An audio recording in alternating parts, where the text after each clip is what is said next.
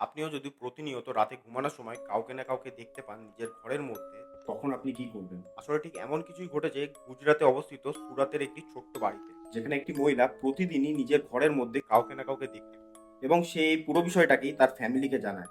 কিন্তু তার ফ্যামিলি তার কোনো কথার উপরেই বিশ্বাস করে না এবং এমনই একদিন তার ফ্যামিলির সমস্ত লোকেরা কিছু কারণবশত বাইরে যায় এবং সেই মহিলাটা নিজের ঘরের মধ্যে একাই ছিল।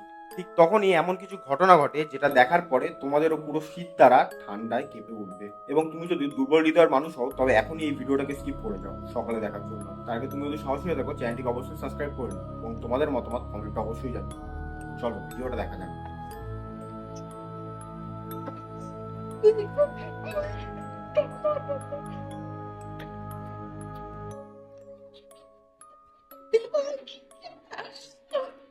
जाके बैठ गए।